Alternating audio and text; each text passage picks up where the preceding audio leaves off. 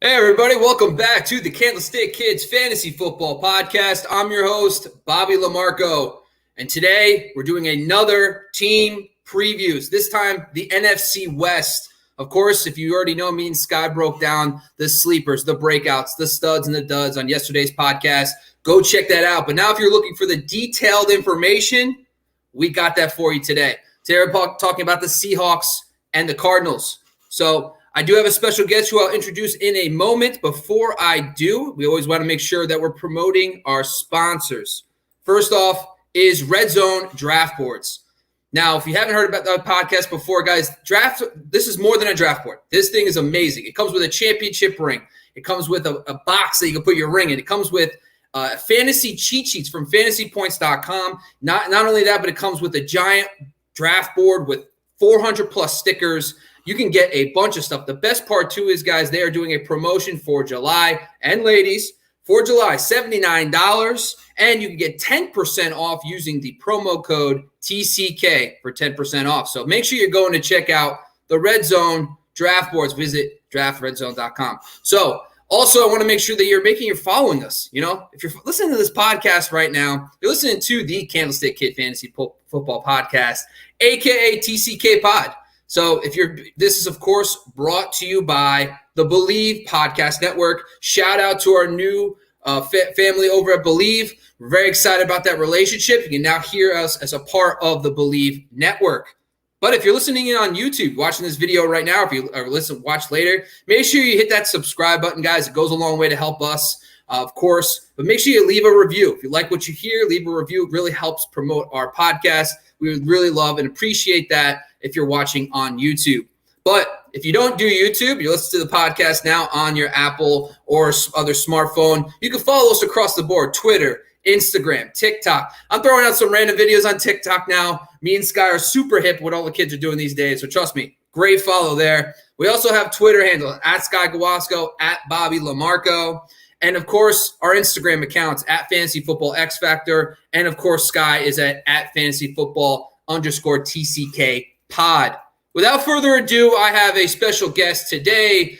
You might know him as the fantasy advocate, Victor. Victor, how's it going, sir? Going well. We're going to need a ring for some of the leagues that I'll end up winning, including the Gridiron. So I'm looking forward to it. There you go. That's a plug, and I like it, man. I like it. You know what? Since you brought it up, talk a little bit about the Fantasy Gridiron year 2. Okay, so year 1, we set this league up. It was a 12-man expert league with some of the biggest names on Instagram, and we're adding a few names this year. Fortunately, last year didn't go so well. I drafted Saquon and Kenny Galladay. As you could tell, that went terribly. This guy over here had the number 1 seed the entire year, made the playoffs, and then absolutely shit the bed. So, hey, first of all, you know what? I tried to coach him up. at halftime. They didn't want to hear it. They were done. It didn't work. It is what it is, but I'll be back this year. So check out on Instagram, the Fantasy Gridiron year 2.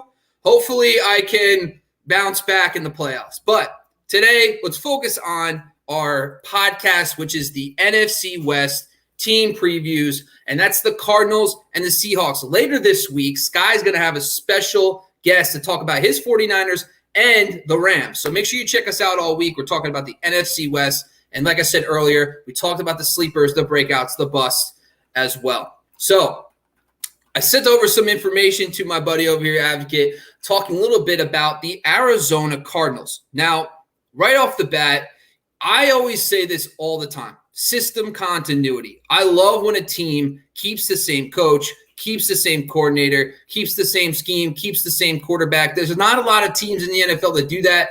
That's what's happening here. Now, we can sit here and pretend all day, how good is Cliff Kingsbury? Is he a fake shark? Maybe. But at the same time, Kyler Murray is going to be able to play fast. He knows this offense, and he's coming back. Now, the offensive line, there has been some notable improvements. Rodney Hudson, who was PFF's number 8 guard last year, is now a part of this offensive line. He's a established veteran center that's going to be a part of this team. So I'm excited for Kyler Murray and the ground game. They also added another guard, not really that notable, but just gives them another body, another veteran in Brian Winters. Then, of course, the skill positions. Now, I know Kenyon Drake is gone, but they replaced him with James Conner, and there's some rumblings now. We'll get your thoughts on this in a minute about James Conner versus Chase Edmonds, and I'm sure you're going to give us the PPR versus standard conversation. And I know that's what everyone says, but we're going to try hopefully dive into it a little deeper. But another notable name is A.J. Green. We'll probably get your thoughts on if you think he's washed. Maybe you like another receiver who they actually drafted in Rondale Moore. So those are kind of the highlights from the Cardinals, whether it comes to skill position, when it comes to offensive line and scheme. So let's dive into some of these guys. And the first one I want to talk about is Kyler Murray. Now, Kyler Murray, last year, QB7 in points per game. He actually had 27 points per game. The crazy part about 27 points per game, he would have been the QB2. I say this stat all the time for Tom Brady and all these other guys. It was so ridiculous last year. The ninth QB in points per game would have been QB2 the year prior. So it's just an outrageous year, but he had 27 points per game. He's now going as ECR number 3, ADP number 3 in QB rankings, and also 43rd overall in the 4th round. So advocate, make your case. So with Kyler Murray, I'm not a huge QB early guy, but if there is a QB that I'm drafting early, it is Kyler Murray based on his ADP. Okay. Mahomes is a guy who's being at ADP around the 2-3 turn, not something I'm really a big fan of. With Kyler Murray, what you have is they have talked about minimizing his run a little bit in quotes, but before hurting the shoulder in week 11, he was the quarterback 1 and by a wide margin. It was 3 points higher than Russell Wilson, who was the next one at 27.8. And his lowest fantasy output in that span was 24.7. His floor, so his absolute floor in that time was 24.7. I don't expect him to rush as much compared to last year, where they just had pretty much nothing on the ground game early on. Kenyon Drake was being declared as the next bust already. And he was the only signal caller who was top 7 in both carries and pass attempts. So he has an extreme level of volume, and he has a good amount of efficiency because every single run that he takes is conservative. It's in open space. He's not like Lamar. Kyler will know when to slide, and it's just a lot better. So I have him at the quarterback 1-2 range, right with Mahomes, and obviously ADP says that Kyler Murray is going much later. To me, I think ECR, it does have him at quarterback 3. I'm pretty sure Josh Allen's quarterback 2 for him. But to me, Kyler Murray just has more of that safe floor. And he's a guy where he lost nothing in this offense, unless you consider Kenyon Drake for James Conner a loss, which slightly. But other than that, there's really no other big changes. And the division's going to be hard because every single team is at least somewhat decent. So the game script's going to be in his favor to throw as well as run. I think it's a perfect scenario for him in fantasy football. It's just a matter of how far his ADP is going to climb to where the quarterback value of taking him could be a little too much, because I think as of 2 weeks ago, he was going in the 6th round as like the quarterback 3-4. Now you're seeing him rise up into the 5th, maybe even 4th. So it all depends on where his ADP comes out. I'm not a huge quarterback early guy, but if Kyler Murray's at the right spot, I think he's the quarterback that I would take early. Well, the good news is we're going to put you on the spot. So as you know, a little bit later, we'll get you your actual thoughts on Kyler Murray and if you'll take him in that 4th round. But other things about you brought up that shoulder injury. Now, the thing is, you could definitely see a change in pretty much across the board. He was about a half a touchdown more the weeks prior to his shoulder injury. He averaged 22 yards more on the ground in those games before his shoulder injury. He actually had 0.8 more rushing touchdowns. So right there, his touchdown production completely plummeted. In the first 10 games, he had 29 touchdowns total. In the final 5 games before week 17, I take out week 17 because remember he got hurt. Yep. But that next block of games, he only had 8. Like that is completely nuts. But the other thing I like is the 4 receivers now. They have like 4 receivers. If Rondale Moore, and I'm sure you're going to convince us a little bit later about Rondale, but if Rondale Moore lives up to his draft cost, now you have 4 established receivers. You have Kirk, Green, and Hopkins to go with Moore. They could go that air raid. They could go the 4 wide. And I think that's what the Cliff Kingsbury offense wants to do instead of trotting out Dan Arnold to catch passes. So I think that's going to really help Kyler as well. All right, so let's talk about the next guy on the list, which is Chase Edmonds. A lot of conflicting. I think format matters for Chase, and of course we'll talk about that in a second. But last year he played 16 games, so he finished higher than it's. So this is why I do points per game, right? He only had 8.8. Yeah, right. Yep. 8.8 points per game in half-point PPR. He finishes the RB 41 in points per game last year. ECR, he's going at 26 because of this potential RB1 in this offense now. He's ADP's RB28. He's going at pick 68 in the 6th round. So what are your thoughts about Chase Edmonds? Give me what you found in your research. Okay, so Chase Edmonds is a guy who we've always thought of him as a 1B because at the end of the day, he's better in the receiving game than he is in the rushing game. And there's stats to prove that. So in 2020, he was 3rd amongst running backs in slot rate out of the running backs at 8.4%, which is JD McKissic was 1, but the 8.4 was 3rd highest, and it will go down, and I'll mention that later. His defenders in the box was extremely low. It was 72nd amongst running backs at 6.2. So hypothetically, practically, if you have Chase Edmonds as your workhorse, you're going to have more defenders in the box because he was used more as when Drake wasn't pounding the rock. He was used as either a change of pace guy on a stretch, a toss, something of that nature, or was using a flat route, which is why he was very high up in targets. He was, I think, 6th in targets and 3rd in receiving yards amongst running backs. Yeah. There is some things to like about him. He only had 6.1 carries per game last year. So do we expect that to go up? Possibly. I've read some beat articles saying that they expect him to be the starter. But at the end of the day, it does come down to formats because at the end of the day, unless Connor gets hurt, which we'll get into Connor later, he's a guy who only got 1 goal line carry in his last 2 seasons. So this last season he had 1, and the season before that he had 0. If you remember the 30-point game in 2019, it was every single one of those was from 30 yards out. So he's not a player who can stuff in the goal line. So if they give him that, then he can make a case to be a solid RB2. However, at the RB 26, 28 threshold, you're hoping that he can get on top of the PPR work that he got. You're hoping that he can get a 6-8 increase in carries, and we're just not sure if we're going to get that. Yeah. And listen, last year, so I look at for the ground game, and this goes for Drake as well. They were 30th in adjusted line yards. That's what I use to measure how good an offensive line is for running games. And they were terrible. And I think Rodney Hudson coming in is going to help there. But one of the things I talked about too in my previous episode was points per rush attempt. And Chase Edmonds had an outlier year last year, but granted, he went from 60 carries in the previous 2 years to 97 last year. So maybe the more volume wasn't good for him. I don't know. But if he returns anywhere back to his career points per rush attempt, he gets closer to 9.6 points per game just on the efficiency alone, and he'll be closer to what J.D. McKissic was last year. So that's low-end RB2, high-end RB3, and you're going to get a little – I mean, you're not really getting much value. So I think, unfortunately for him, he's kind of getting drafted kind of at his ceiling. But I guess let me ask you this question.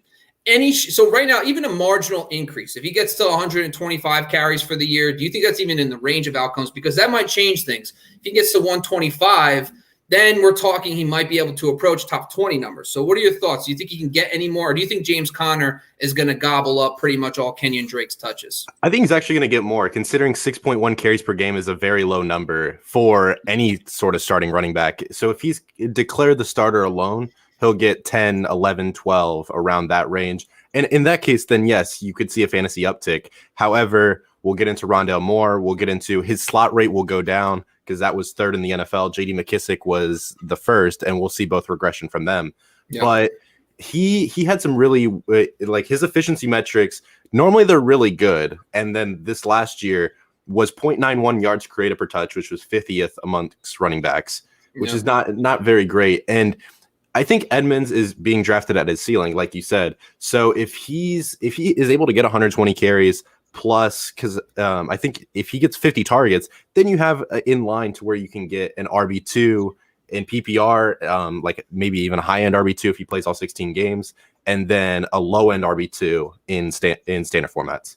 Yeah. Well, the thing is this, listen, in the games that Drake plays, vacating 239 carries, 25 receptions from last year. So that's a lot of work. And if James Conner is not going to gobble up most of that, I think there is some room for him to improve. Now let's jump over to James Conner. It's kind of conflicting. The interesting about him, he's going much later than Chase. So that's one thing going in his direction. Plus, we already kind of hit into this, that he's probably the most likely to get the goal line work, and that's vacated. That's 10 rushing touchdowns last year, vacated by Drake. So that's interesting for James Conner. But right now today, last year he wasn't terrible. He just couldn't stay healthy once again. He averaged 11.3 points per game. He finished as the RB29, so inside the top 30 in points per game. So he still can perform at a decently high level when he is healthy. Right now, today he's going outside the top 30, though, in ADP and expert consensus ranking at 35 and 38. And he's going outside the top 100 at 102. So what's your thoughts on James Conner? Is he actually your favorite Arizona running back? In terms of ADP, yes. However, I'm not if the goal line back that I want is Kyler Murray. It's kind of funny to say that. Yeah. But James Conner did have some good numbers before when he was healthy weeks 2 through 11. Then he suffered with COVID and a quad issue. Week 1 he left early. So weeks 2 through 11. This includes a game where he had 3 points. He had 12.9 points per game. So it wasn't something terrible. But it is also he was overshadowed by injuries. That's the main thing that we've always had with James Conner. He's always had an injury issue. Missed 12 games in the last 3 years. So for a guy you're drafting, you're not hoping for that. And if he's missing 4 games a season, that's half or a quarter of your fantasy season. So yeah. Well, trust me, I was a big James Conner guy last year, and it looked smart after that week 1 debacle. And everything that happened that week, he really did cruise. He was a borderline first round, top 12 running back last year. But the one thing I'm going to say about James Conner, listen, he's going from Pittsburgh, who had the worst offensive line last year in adjusted line yards, to the 30th, which isn't much of an improvement. And plus, he's no longer going to get passing game work, which kind of made those Steelers running backs so legit in fantasy. So I am concerned because he can't stay healthy. He hasn't been the most efficient running back on the ground. It's been the passing game work that's really elevated him. So I think for me, it's more about just that touchdown, that Kenyon Drake, 10 touchdowns last year. If he can get 8, he's going to have fantasy weeks. The problem is he might kill you if he does not get you a touchdown. So a little concern there. Yeah, I think one thing with Conner is if you're like a 0 RB truther like some people are, I think James Conner is a solid target for him because while I favor Jamal Williams, who's going a little bit further back in ADP, compared to James Conner is a guy who will give you a safe floor, whether you want that safe floor to be 6 points a game and you're hoping on a touchdown, that's up to you. But he's more of a 0 RB target versus I don't think the upside is there to where you're taking him and saying, oh, he can be an RB1, maybe even an RB2. But if you can get the touchdowns, he can be a low end RB2 for you. Yeah, 100% agree on that one. All right, so we're going to go to a little bit of a stud here. His name is DeAndre Hopkins. I think a lot of people were not as high as they should have been, obviously changing teams last year, plus COVID. There was a lot of reasons you would want to fade DeAndre Hopkins, and he got off to a blazing start, and he was a target monster. I mean, this guy had 160 targets last year, completely insane season. Kyler Murray is a smart man. He knows just to throw it to DeAndre Hopkins, so I give him credit there. Right, last year he averaged 14.6 points per game in half-point PPR. He was the wide receiver 7. This year, though, he's getting drafted ahead of that. He's actually ECR number 5, ADP number 4, and 18th overall in that second round. So what are your thoughts about DeAndre Hopkins? So Hopkins had a year of seconds. I went through stats and found 5 different stats that he was second in. Second in yards after catch, second in targets, second in target rate, second in receptions, and second adjusted receptions per attempt. So these are all 5 second. If he's second in everything, he's going to perform at an elite level. Now the question is, ADP has him at around wide receiver 2, wide receiver 3, and like you said, in points per game, he was wide receiver 7. There's not really anything to worry about here because he's going to play on the outside. Nothing showed that he was staying in there, moving into the slot because he was only at 5%, which was Kirk was the guy who played most of the slot last year, but there's nothing really there's no signs that he's slowing down whatsoever. So he's a guy that's a safe floor. If you want a wide receiver 1, he's your guy, especially because Adams has the cause of concern right now with Rodgers. Some people don't like Tyreek Hill because of his volatility some weeks.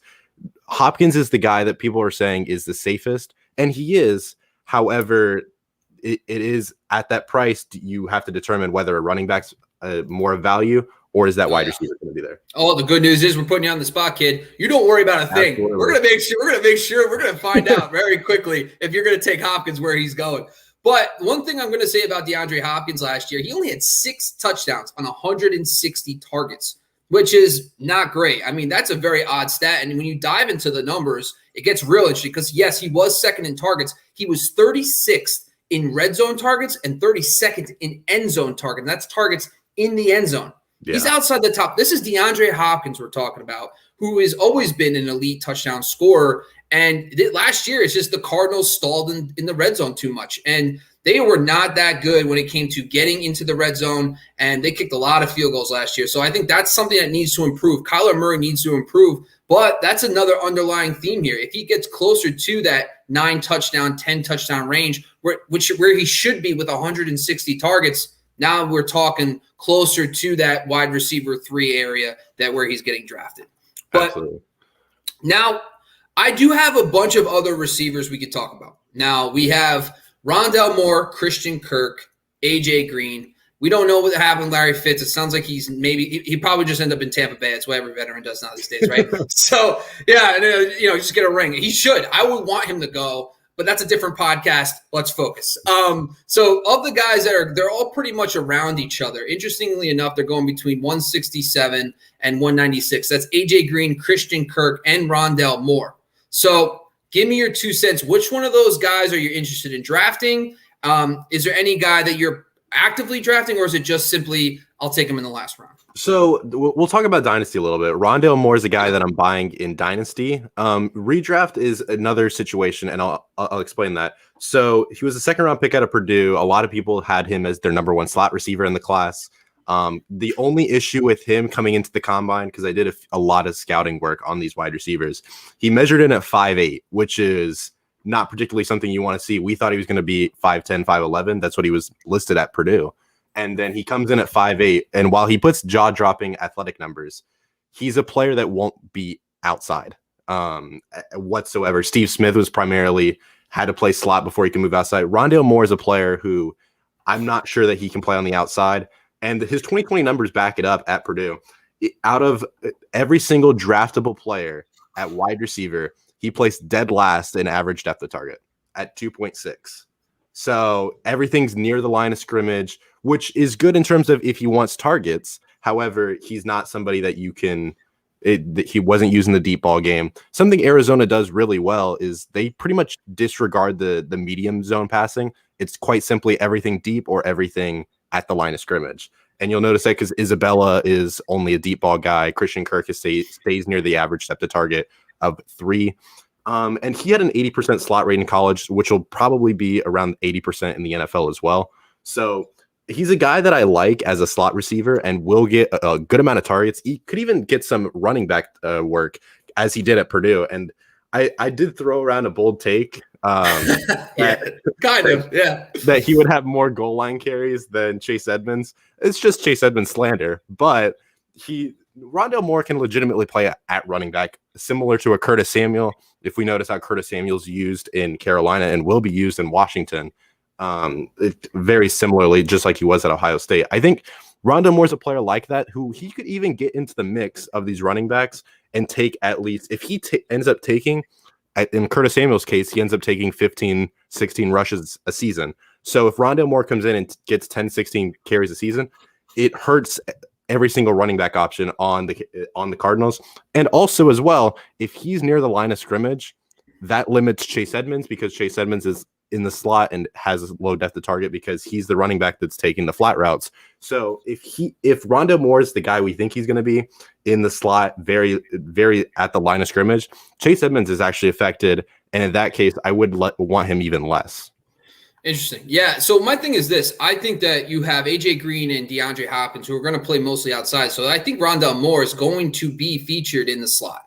The question comes, can they move to 4 wide? Because is Rondale Moore going to beat out Christian Kirk in the slot for three receiver sets? I think that's the questions that need to be answered during training camp, need to be answered in preseason. Because if Rondale Moore does get into that starting 3 receiver sets, I love what you're cooking here. Because last year, they're vacating about 156 targets. 62 came from Fitz from the slot.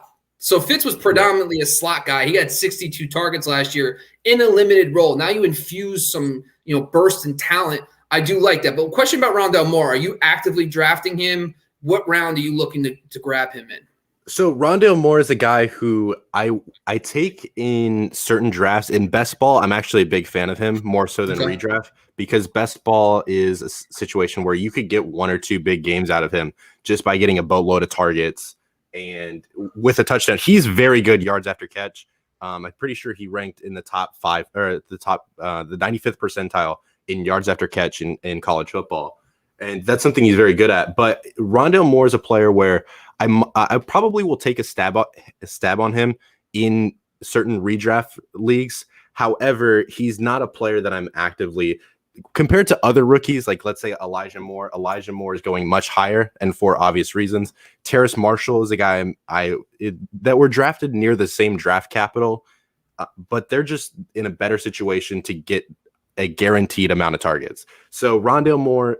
Even Amon-Ra St. Brown is guaranteed more targets solely because of target competition. So Moore's not a guy I'm actively eager to take, but he is somebody that I'm looking at because his athletic profile is, if he wasn't 5'8", his athletic profile would be off the charts.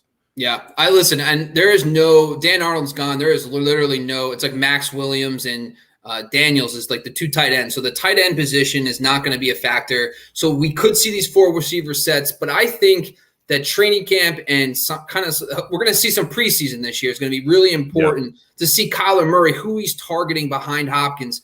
And the thing is, listen, Hopkins last year had 160 targets. That's a big number. Can he repeat now with more quote-unquote competition? AJ Green, the questions, I talked about him yesterday about how he did not connect with Burrow. I mean, his the catchable rate of his passes was very low. It was one of the lowest in the NFL. And, he just didn't seem like he wanted to be there. I mean, it's a new coach, new scheme, a rookie quarterback. He's a veteran. So he could be reborn. I'm interested to see how that works out, but I do appreciate the insight. So any thoughts about Christian Kirk? Is he done to you? Have you thrown him away? I think Christian Kirk is a guy that I will not draft. He's not somebody that I'm throwing away necessarily because I think he can affect Rondale Moore as well. So that's why I'm not extremely high on Rondale Moore compared to Christian Kirk, because they brought him back on a 1-year deal. Unfortunately, otherwise, Rondale Moore I would be a lot higher on. But to me, Christian Kirk is a guy who we wanted to see thrive, but he hasn't. So I know. I think when it comes to at the end of the day, I think Rondale Moore and Christian Kirk will split slot work. And like you said, in an air raid system, there's a lot of times that they like 4 wide receiver sets, or they'll have a 3 wide receiver set and have Daniels or Max Williams block. So in that case, we're hoping that Rondale Moore gets on the field. But I think at the end of the day, Hopkins' targets are completely he's going to get his targets and he's going to be top 5 in targets. It's a matter of if AJ Green can stay healthy, which if he can, then he's going to be a big part of this offense. And then Rondale Moore, Christian Kirk, the slot rate, because at the end of the day, both of those guys are primary slot. And if whoever mans that spot and has like a 50% share of that will be the guy who's the leading receiver, or probably the second leading receiver, assuming Green doesn't stay healthy.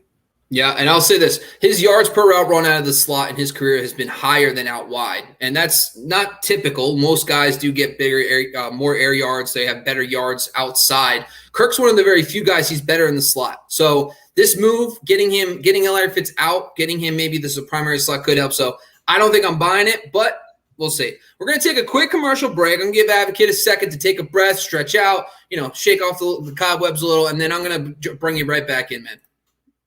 So, the Jersey Jungle, folks. If you have heard this podcast, if you hear us, if you are a part of the Instagram team, go check out Jersey Jungle. Jersey Jungle, you can use the code TCK to receive 10% off 1 jersey, 10% off 2 jerseys, and 15% off 3 jerseys. I always tell everybody, go onto their actual Instagram account and just follow their stories because they're posting all the new content. They have new jerseys coming out, all the rookies. So please make sure you're doing that.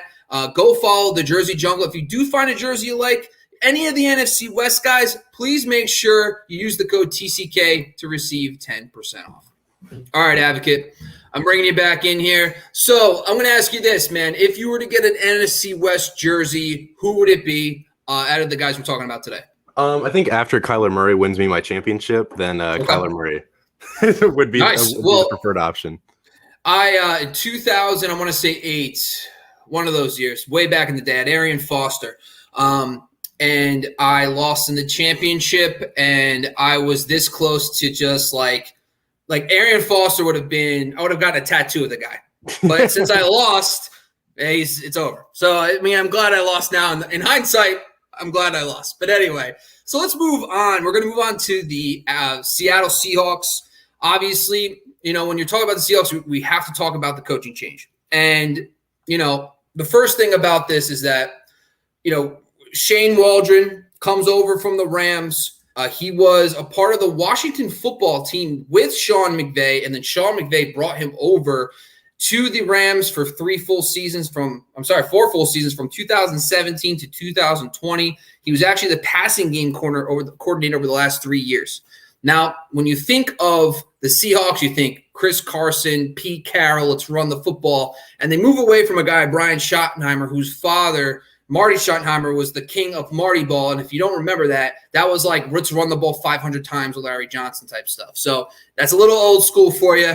But this is a different offense. He's a passing game guy. It'll be interesting. This is more of a yards after catch offense with Robert Woods, Cooper Kupp versus that downfield attack we've seen over the last few years with guys like DK Metcalf and Tyler Lockett. So I'm interested to hear your thoughts there, what you think for Russell Wilson. They also added Gabe Jackson, ironically enough, from the same team that Rodney Hudson. The Raiders were just giving out offensive linemen this year. Like, you get one, you get one. We don't want anything. Good luck, Josh Jacobs, and here's a friend. So, Gabe Jackson was okay last year, but he's a veteran presence, top 40 in PFF guard rankings. They also brought over Gerald Everett, which I think is extremely notable because of the fact that Shane Waldron was the passing game coordinator for the Rams, and he knows this offense probably better than anybody else. So it could give him a leg up on a guy like Will Dissly. We'll get your thoughts on that in a little bit. And they drafted, with only 3 draft picks, they drafted the receiver and Dwayne Eskridge. And I know you did a lot of work on some of these college receivers last year. I'm interested to get your thoughts on him too. But before we do that, let's talk about the main guy, Russell Wilson. So Russell last year, another one of these guys, 27.4 points per game. He was a part of that QB rush. The first half, though, he was absolutely dominant. I had him in a league. My team was so bad. I was starting Latavius Murray in a dynasty league that I took it over. It is my RB2. It is the worst team ever. But I was like 5-2 because of Russell Wilson in the first half. Let's just say I didn't make the playoffs because it didn't go too well after that. So Russell Wilson averaged 27.4 points per game. That's top 5 at the position last year in points per game and 6 points per passing touchdown leagues. He's going top 6 in ECR and ADP, but he's going in round 6 at pick 63. So give me your thoughts about Russell Wilson. What did you learn in your research? Okay, so he was quarterback 2 through week 10. We've always seen him in spurts. They let him cook, and then he doesn't. And normally what you would expect, obviously, after COVID and after everything, you would expect them to start slow and end off very good. In fact, it was the complete opposite. First 8 weeks, Russell Wilson had 320. This is his average, 320 yards and had 29 touchdowns. The last 9 weeks, he didn't pass over 250 passing yards the rest of the 9 weeks. So it was 2 tails of he was absolutely cooking, was the quarterback 2 behind Kyler Murray. And it does have something to do with the second half of the year. He had 6.4 yards per attempt, which was much lower than his average of 7.9. So The thing is, with Russell Wilson, we've heard Shane Waldron, they've praised Shane Waldron. Russell Wilson came out and said he's a big fan of him. And then DK Metcalf is also. But Pete Carroll's the same guy who Pete Carroll's been preaching this entire offseason. He wants to run the ball. And as much as we want to get rid of Brian Schottenheimer, the issue is, if Pete Carroll wants to run it, I think they're still not going to let Russ cook. We've wanted so long for him to just let him go and let him do his thing. But I think Chris Carson is going to be a major part of this team. And Russell Wilson, while he doesn't need to average 320 yards and have 29 touchdowns through 8 weeks, because that's just unsustainable. Yeah. For the touchdowns is unsustainable. The yards is a different story. But all they need him to do is be that guy. And at the end of the day, even when they don't let Russ cook, you're still getting a top 10 fantasy quarterback. So if you're able to draft him as quarterback 9, quarterback 10, And even if you have spurts of weeks that win you games and stuff that others, he normally always finishes in top 10 in quarterbacks. What I will be interested to see is, like you said, is more of his attempts going to be, is his yards per attempt going to be actually low this year? Because Shane Waldron comes in, it's a lot of yards after catch with Robert Woods, and drafting a guy like Dwayne Eskridge, who we'll possibly get into later. Dwayne Eskridge is the king of yards after catch. He was the Western Michigan offense was 94% run pass options, which if for people who don't know what that is, it's a very zone block scheme, and you can have slant routes. So basically what he would do is he would take a run pass option, so very near the line of scrimmage, and his job was just to create yards after catch.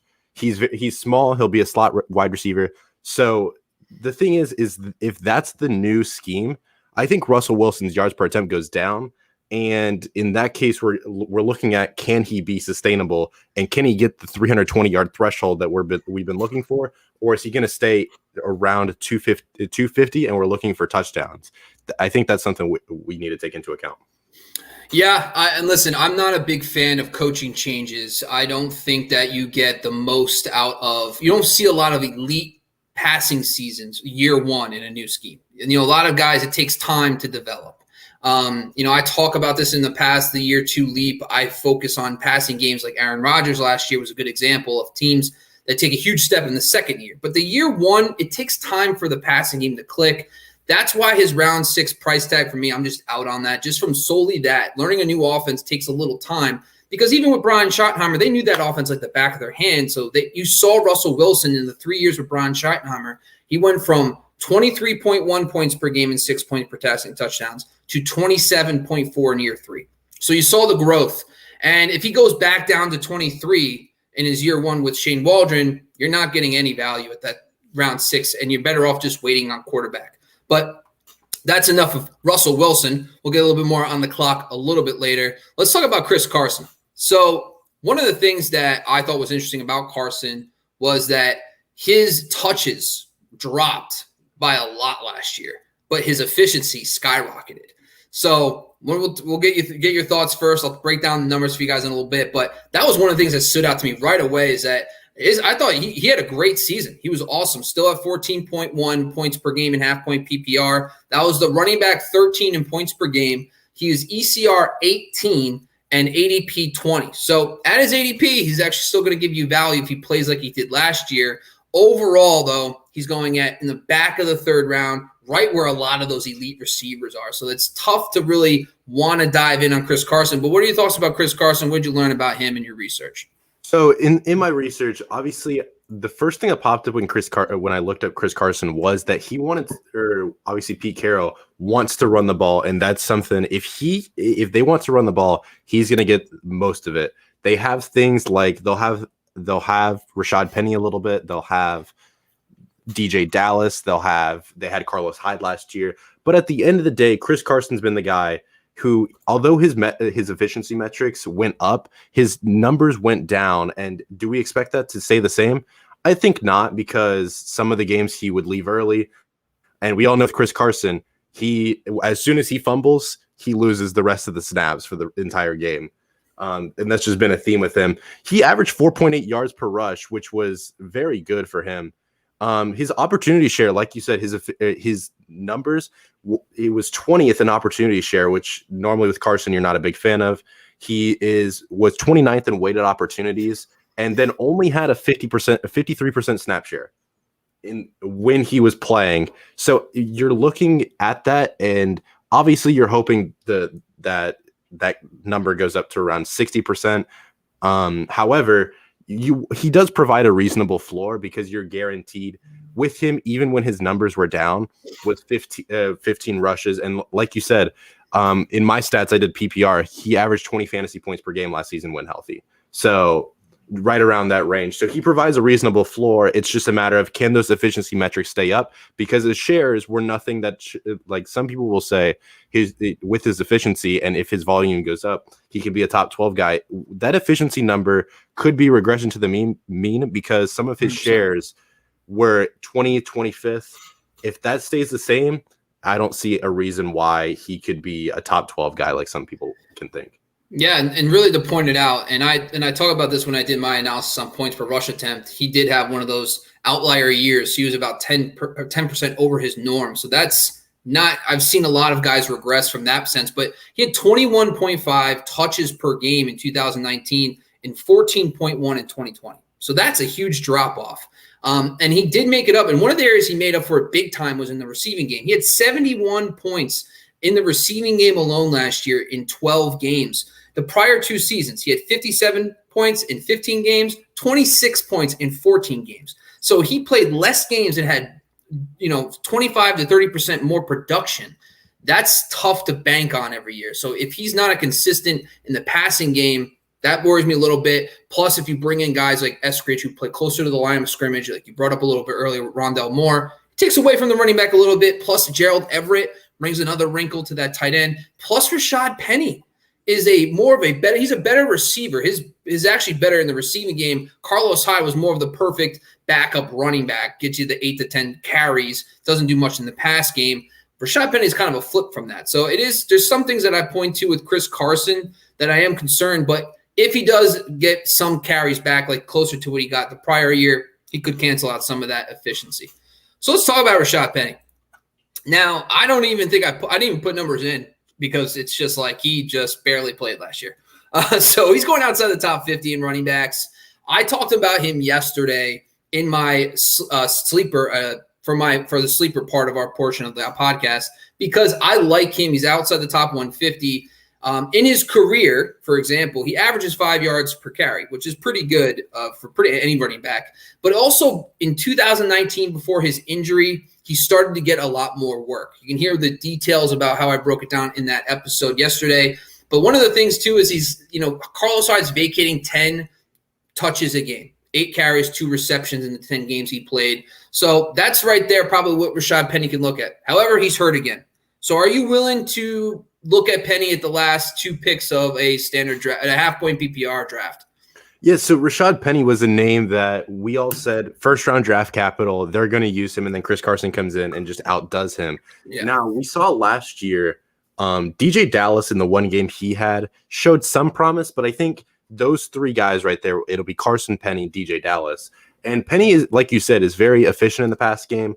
That's what his calling card. He was known as a bruiser, but he was also known as a solid receiver and a good returner at San Diego State. He's not a guy that I particularly want to see, but Penny is a guy who he's built on speed and he's built on explosiveness, and you see some of that explosiveness actually dwindle down as you get to obviously the PCL injury. He had injuries in college. He's unfortunately had to deal with injuries his entire career. Yeah. But I think Penny's worth a shot.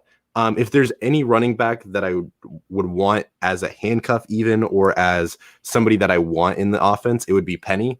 But that's because he's between DJ Dallas and a few others that could make. I think the thing about the Seattle Seahawks was that I think they didn't pick up his option. The other thing we talk about dynasty all the time, and I brought this up yesterday. Great dumpster dive guy. Like he's a guy that people are giving up on. You probably get him for a 3rd round rookie pick.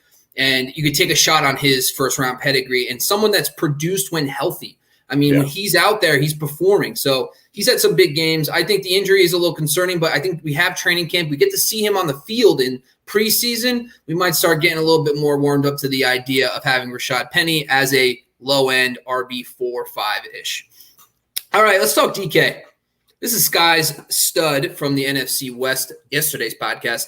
I mean, DK was a beast. And, last year, the first half of the year, he was just an absolute monster. And then I think pretty much everybody on Seattle just kind of took a nap, relaxed the second half. They didn't need to do anything else. So he was 14.5 points per game in half-point PPR. He finished as the wide receiver 8 in points per game. He was ECR 6.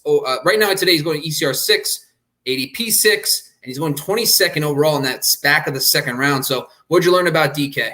So on top of him being just a yard monster, he was second in air yards and then had 31 deep targets, which was 3rd amongst all wide receivers. And if you watch DK, he's not a guy who is going to burn you on a slant. Most of his routes are goes, post, very deep routes and often end in like jump balls or contested catch, which he's very good at.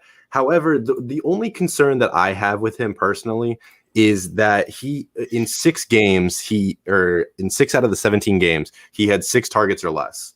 Now, with Shane Waldron coming in, there is a situation where if they want to go more yak heavy, like the 49ers do, they're very high into their yards after catch. DK Metcalf could take a slight step back because he's not a guy who fits into the yards after catch. He's more so of at the ball, like catching at the ball. But he still is good in yards after catch. My only concern, like I said, is the targets. He sometimes is very reliant on having 10 targets. When he has 10 targets or 10 or more, he's a wide receiver 1, and those are the games that he shines in. However, he is somebody like I wouldn't say like a Kenny Golladay, but he needs the targets and he needs deep targets in order for his fantasy viability to sustain. Gotcha. Yeah, man. I listen, I talked about this with DK yesterday, and one of the interesting things about DK is that he was the most shadowed receiver in fantasy football last year. He had 10 shadow coverage matchups, and his points per game difference is almost 3.5, 4 points difference when he's getting shadowed by guys like Jalen Ramsey, Patrick Peterson. He was drastically impacted, and 7 of those shadow coverage matchups came in that second half when he slipped in production. So the good news is in 2021, he only has 6 potential matchups. That includes Patrick Peterson, Jalen Ramsey, of course, twice, Marshawn Lattimore, and Jair Alexander. So I think he's going to have a softer schedule when it comes to cornerbacks, which should help him. But the change in offense, I'm not sure I'm buying too much of DK because of that. All right, let's talk about Tyler Lockett. Now, me and Sky went back and forth yesterday. We argued a little bit about who likes I like Tyler Lockett. He does not. I like the fact that he's going in the 5th round. We talked a little bit about his consistency issues last year, but we could digress there. But this year he had 13.5 points per game. That's, wide receiver 12. But as we all know, there were like 3 or 4 huge games, and the rest of the year he was not consistent. So I'll give you that. He's going as ECR wide receiver 23. He's being drafted at ADP wide receiver 23, and he's going at ADP 54. According to NFC ADP. So what are your thoughts about Tyler Lockett? Are you buying him at his price tag? So I have him as wide receiver 25. It's not something that, like you said, the consistency is an issue. As a matter of fact, 21.16, I had to calculate this with the good old calculator, but 21.16 of his fantasy points came in that week 7 game.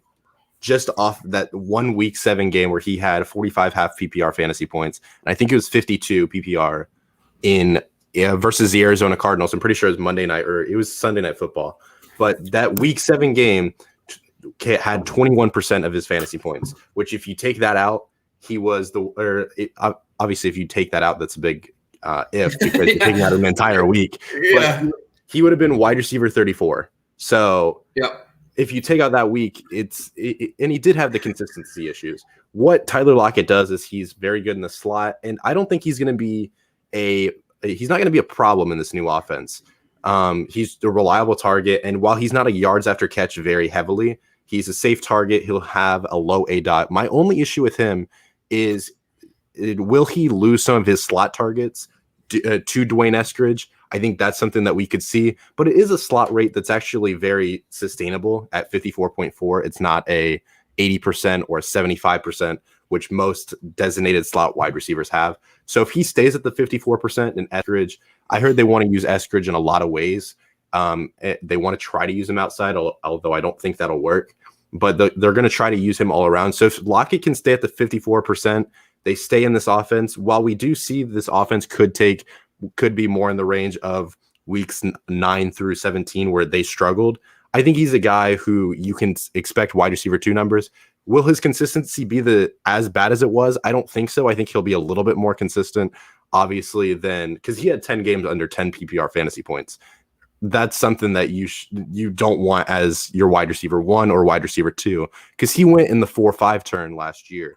So he's a guy that I like. However, some people will draft him a little earlier than me, and then his consistency is an issue for me. But if I have consistent guys across my board, I'm more than willing to take a shot on him. Yeah. You know what the thing with I talked about a bunch of this yesterday. So if you guys want to hear my breakdown on Tyler Lockett, I talked about it in yesterday's episode. But it's this recency bias stuff that we always do. 2020 was extremely consistent. He was top 10 in consistency the last two previous years. He was actually at 62.5. He had 10 points per game in half-point PPR in 62.5% of his games. That was top 10 in 2018 and 2019. So, yes, he was extremely inconsistent in 2020, but if you look out, he was a top 15 receiver every single year, and he was consistent in 2 of the 3. I'm going to assume that 2020 was the outlier year, and I would love to take him in the back of the 5th, early 6th round where he's going. Absolutely. The consistency is one of the things. Like, he was consistent his entire career, and now you get to this season. It was a extreme outlier. Now, could it be around the same range? Because this was the first year that DK Metcalf assembled himself as a wide receiver 1. I think there's a possibility that happens, but I don't think it's the outlier range that we just saw. Yeah, and I think if you look at Lockett's targets, I mean, he had a boatload of targets last year, even with DK dominating. So I'm not concerned, and I like his price tag. It's just he's going in the 5th. If he was going in the 3rd, where a wide receiver 12 would go, then I would say I'm fading Tyler Lockett. But he's going in the 5th. Just take him. You'll be fine. All right, so let's talk a little bit about Gerald Everett. So Gerald Everett, of course, the tight end coming over from the Rams. You know, when you look at his information from last year, it's not like you're totally excited because he averaged 5 points per game playing alongside Tyler Higbee. He averaged was 35th amongst tight ends at points per game. He's going just outside the top 20. He seems to be a popular sleeper for some guys who like just thinking he could be an asset. But what are your thoughts about Gerald Everett? Are you interested in him as a tight end sleeper this year? So I am interested in him as a tight end sleeper. Now, at the end of the day, we all talk about these tight end sleepers, and then all but one of them completely just doesn't finish in the top 12 tight ends. But so obviously there is a contrary belief to tight end sleepers. However, Gerald Everett is one of those players who we've been waiting to come along for a long time. Obviously, he was drafted very high, and actually an FCS guy who was drafted in the 2nd round. His athletic scores are very good. He's the 80th percentile for pretty much every single thing in 40-yard dash, in speed score, in burst score. He's a good athletic player. The only issue is we saw a brief spurt in 2019 where Tyler Higbee was out and he had 8 targets a game. If we can see 8 targets a game in the Seattle offense, I'm more than happy with it. There is an issue, though. They do like using their tight ends. However, ever since the Will Dissly, because everyone talks about how Will Dissly before the injury was a tight end 1, and we'll give that validity. However, they always use a few tight end sets, whether it's Colby Parkinson that they really like a lot, the 4th round pick out of Stanford last year. They still have Will Dissly. They lost Jacob Hollister, but it's still those 3 tight ends. And at the end of the day, can you get enough targets to compensate for all the other targets that are going to go around with Eskridge, with Lockett, with DK Metcalf? And especially if Pete Carroll wants to run the ball, there's not going to be enough if they want to use Everett and then even get Dissly involved. I think Everett's a player that I'll take a stab on, especially if I don't go tight end early. I'll take a stab on 2 or 3 tight ends and hope one of them kind of goes well. But he's not somebody that I think tight end 20 is actually a really good range for him. I think in my last rankings, I had him at tight end 16. And I think he has some upside, but still, it's not something that I'm very high on. I think the problem with Gerald Everett is that he's not the preferred blocking tight end who's going to get him on the field more. The problem is, like, Higbee was the better blocker. He was on the field more. They like Gerald Everett. Use him as a pass catcher. I brought this up yesterday. They split targets 59-59 last year. And Dissly is the better run blocker. So I just think that Disley's going to have a role. He's going to be on the field. You would like Gerald Everett to be an ever down tight end. He's just not going to be that. So I think when you're going to be splitting the pie with Dissly. But what I think is notable, though, with this offense is that you brought up Parkinson. Those guys are free agents next year. So Everett only signed a 1-year contract. Dissly is done after this season. So if they both leave and Parkinson now steps in, that's a dynasty buy for me. I think he's someone that is not a lot of people's radars. He could definitely be someone that I would like to see long-term. But overall, I just don't think there's going to be enough. I don't think Gerald Everett's going to get close to 80 targets to make him really fantasy relevant in this offense. Absolutely. The thing that I will say is what you're hoping with Gerald Everett is what you're hoping with Mark Andrews. Mark Andrews doesn't run block hardly enough unless Nick Boyle was out last year. But when Nick Boyle's in, you're hoping Mark Andrews has enough snap share and just gets a boatload of targets. That's what you want with Gerald Everett. However, can you see that, especially with the other weapons on the field? It's a much different story because the Ravens, think about it, the Ravens had Hollywood Brown and Seth Roberts. This is an offense that has DK Metcalf, Tyler Lockett, and Eskridge, a guy that they want to use a lot. Yeah. All right. Before we move to on the clock, now I'm going to let you choose. I'm going to ask you, you know what, because we're running a little bit short on time, I'm going to ask you, before we start, do you want to add anything about Dwayne Eskridge, or do you think you covered him? You good? I will say one quick thing on him. Go ahead. Eskridge is the definition. So obviously we make Michael Thomas jokes as slant boy. I went into my film process on Eskridge and immediately said, this guy is RPO boy. Does so much stuff in the RPO. He's going to have he's a good route runner, and he showed it in the Senior Bowl, but he's a player like Rondale Moore who's going to stick at the line of scrimmage. So is he a player that I like? I think in Dynasty, he's a little overvalued, in my opinion, because he's already 24 years old. He is older than Curtis Samuel, who has already just signed a 3-year contract with the Washington football team. So he's not to where his breakout age was 24 at Western Michigan. It wasn't at an Ohio State. It wasn't at that. So in my opinion, he's a Dynasty overvalue, but I think they're going to use him a lot more than people realize. However, his age is a very big concern in Dynasty. All right, man. Listen, I typically would put you on the clock and tell you exactly who you're going to pick, but I'm going to let you choose an Arizona Cardinals player. I'm going to make this easy for you. I'm going to give you your favorite guy. You got Kyler Murray, you got Chase Edmonds, you got James Conner, you got DeAndre Hopkins. Who do you want to be on the clock for? Go. So we'll go ahead and do Kyler Murray. All right, Kyler Murray's going in the 4th round. The players going right ahead of him is Robert Woods, Josh Jacobs, Amari Cooper. Right behind him is Julio Jones, Chris Godwin, and Travis Etienne. So my question is, you're on the clock. You haven't drafted a quarterback yet. Are you taking Kyler Murray at pick 43, or are you pivoting? So looking at the options, Robert Woods is the guy that I would 100% take over Kyler. Amari Cooper as well, Julio Jones. But Kyler Murray is the guy who poses legitimate quarterback 1 upside. And we saw that in the first few weeks. So if I'm in a situation where I have a good situation, or why did I say that? If you have a good situation where you're built with consistent running back play and you want to take a stab on a quarterback, because at the end of the day, wide receiver 13 to wide receiver 24, there's been shown in the last 6 years to have 1.25 points per game difference between 13 and 24. So I'll pass on the wide receiver 13 and go ahead and get me a quarterback 1. And then we'll get a wide receiver in the next round. Wow, so he's drafting Kyler Murray. All right, that's pretty cool, man. That's good to know. All right, so let's do the Seattle Seahawks. You have Carson, you have Wilson, DK, Tyler Lockett. Who do you want to be on the clock with? We'll go ahead and do let's think. Let's go ahead and do Chris Carson. Chris Carson. Interestingly enough, he's going just outside the top 36 picks in round 4. He's going behind David Montgomery, Miles Sanders. Would love to get your thoughts there if you would take him over them. Josh Allen, another one of those elite quarterbacks going right before him. Behind him, Mike Evans, Robert Woods, Josh Jacobs. So the question is, you're on the clock in the 4th round. Are you taking Chris Carson where he's going? If I see that running back tier break, when you see a tier break from Carson to Jacobs, give me Carson all day. All right. Carson's a player who you're going to be guaranteed running back to floor, and as long as he's healthy, he's going to give you the volume that you normally don't get at that range, because when you get to that range, you start getting to Jacobs, who lost 4 of his offensive linemen, and they still contract extend the worst out of the 5 in Colton Miller.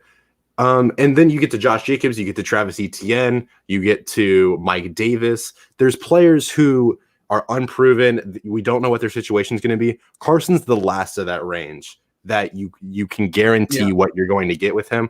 I would take him over Sanders. I wouldn't take him over Montgomery, but I would take him over Sanders. Okay, so that's the line. So you're probably closer to end of round 3 on him now in a 12-team format. I just think he's not going to fall that far. I think running backs can get plucked. I think you're going to see Carson closer to the mid-3rd round, in my opinion. But in this area, if he's in round 4, you take that all day. I love that. So you survived. Absolutely. I'm happy for you. I didn't give you the gauntlet, though. We ran a little bit out of time. But Advocate, I appreciate you being on, Victor. This was awesome, man. This is a great experience to jump on with you and kind of meet you face to face. But tell the people where they can find you on Instagram and everywhere.